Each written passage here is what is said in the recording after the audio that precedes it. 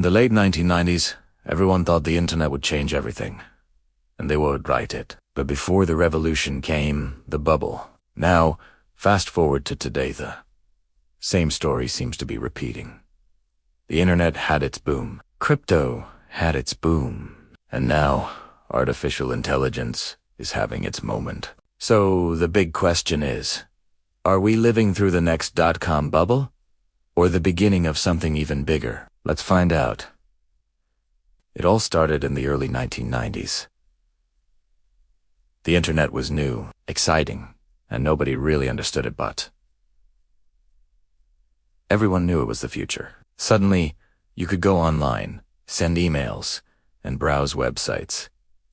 This wasn't just a new technology. It was a new world. Companies with just an idea and a .com at the end of their name were raising millions overnight. Investors didn't care about profits. They cared about potential. Between 1995 and 2000, the Nasdaq skyrocketed by more than 400%. Stocks like Amazon, eBay, and Cisco became legends. And for every legend, there were hundreds of others that are now just forgotten names. Remember Pets.com, Webvan, and they were the darlings of the era, promising to revolutionize everything from pet supplies to grocery shopping. Everyone was chasing the same dream that the internet would rewrite the rules of business. But behind all the excitement was a dangerous idea, that technology alone could justify any valuation, no matter how disconnected from reality. In March 2000, reality hit hard.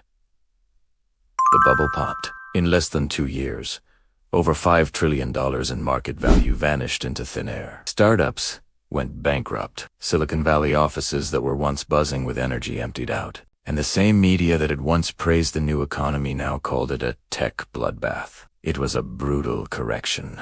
But here's the twist. Even though the bubble burst, the technology didn't die. The internet kept growing quietly in the background. It became faster, cheaper, and more accessible. And out of the ashes of that bubble, true giants emerged. Companies like Google, which had been founded just before the peak, and Amazon, which survived the crash, became the cornerstones of our digital world. The bubble didn't kill innovation, it just killed the hype. It cleared the way for real, sustainable businesses to build the future. Now, let's fast forward to today, and the world feels familiar.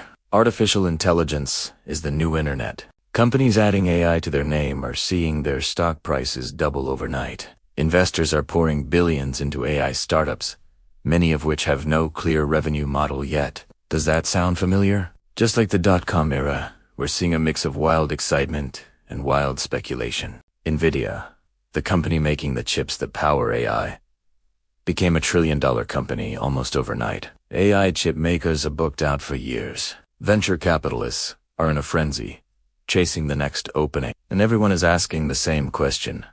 If you're not using AI, are you already obsolete? But behind the hype, there's something deeper happening. Unlike the internet in 1999, which was just a tool for communication, AI is a force multiplier. It doesn't just change how we communicate, it changes how we think, how we work, and how we create. So, what's the difference between the dot-com bubble and the AI boom? Let's break it down. First, the hype. Both were driven by massive excitement and a serious fear of missing out. In both cases, people invested first and asked questions later. But there are key differences. Let's talk about infrastructure. In 1999, the internet was slow, expensive, and hard to use. Today, AI runs on powerful cloud computing, global data centers, and billions of devices that are already connected. The foundation is much stronger. Then there's the adoption curve. It took the internet nearly a decade to reach 1 billion users. ChatGPT reached 100 million in just 2 months. The speed of adoption is staggering. And what about the valuations? Some AI companies are already valued in the tens of billions, but very few are actually profitable. Sound familiar? It's the classic dot-com playbook. And finally, the outcome, the dot-com bubble was painful, but it created the digital economy we live in today.